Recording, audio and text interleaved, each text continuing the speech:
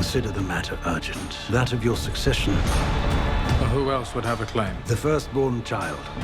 Rhaenyra. No queen has ever sat the Iron Throne. The king has an heir, Daemon Targaryen.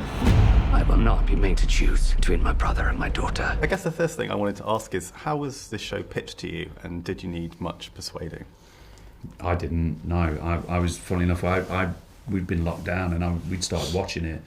And then I was in Ireland actually doing a little indie film, and I got the call then. I think we were into like season 3 or something, and my agent said, "Are you a fan of Game of Thrones?" And it's like, "Oh, funny you should say that, because you know we've been watching it.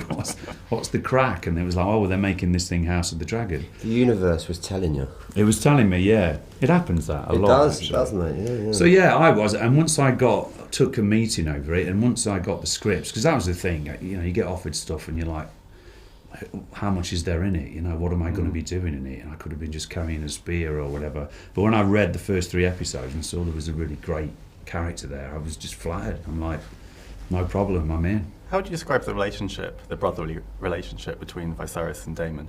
Complicated, isn't it? It's very complex. I mean, it's all rooted and based in a deep-rooted love. But I think it's also, they're at odds with one another all the time, whilst trying to communicate with one another all the time. Yeah, I think Viserys doesn't take him seriously sometimes as well. I just think, you know, he's an inconvenience to Viserys, and he's having to always defend him in the council. And he's to everyone. He's an inconvenience to everyone. Yeah, he's a bit of a liability, really. And you know, Viserys is obviously torn between his duty as a king and being a brother, but his brother gets in the way of his duty. So it's complex in that way. Do you think they understand each other's motivations, or do you think they just think they understand each other's motivations? Well, I think part of it is that they probably don't truly understand each other because they don't know how to communicate to each other in that way. But there's a lot of paranoia around the Iron Throne, and I don't think that Viserys ever thinks that Daemon wants to sit on that throne himself and be a king from his point of view. I don't think Daemon ever really thinks that No. either.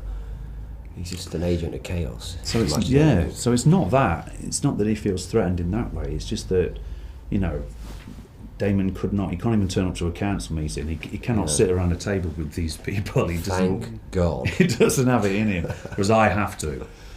But no, I think like a lot of relationships with brothers and sisters, it's hard to communicate properly. They're the toughest people to communicate with. And all he wants is his brother's attention, really. What kind of headspace do you have to get in to play an agent of chaos, as you described it?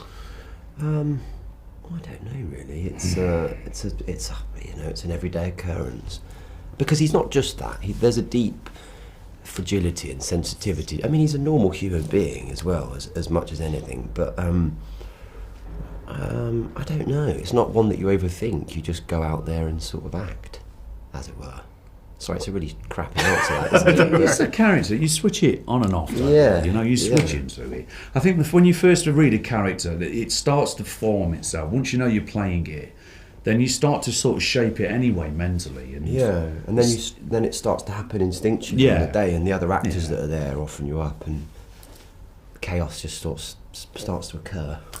You mentioned you were literally watching Game of Thrones when this show was put on the table for you. What do you think will surprise people most about this show?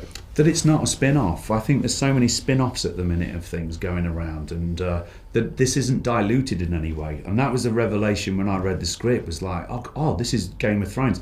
I keep calling it Game of Thrones, but maybe we should be calling it House of the Dragon. But to me, it felt very much like, even though it's set before, it felt like it was very much a continuation, if you like. Like nothing was sort of scrimped on it. I thought, this is actually the world of Game of Thrones. There's no tricks. It's what people are familiar with, and I don't think that's a bad thing to honour the story in that way. It's not try to reinvent itself or sell itself any differently to the fans of Game of Thrones, and I think that's for the better. To me, like, I've only obviously seen one episode, but it feels like a kind of more intimate story in a way, because it's the family focus, but it's got that same kind of epic intensity, I guess. Intensity is the word I'm looking for. Well, they had a massive job, didn't they, getting the first one off the ground, and they had a massive job establishing all those different realms, all those different families, and it was something you really had to stick with. So I wouldn't envy them for that. And in a way, we're okay because we've inherited it. Yeah, that's all been sort of set So, up, isn't it? you know, they did all the sort of tough work to begin with. So Yeah. we can start and we can have that intimacy and that epic scale as well, because we've learnt a lot from what went before.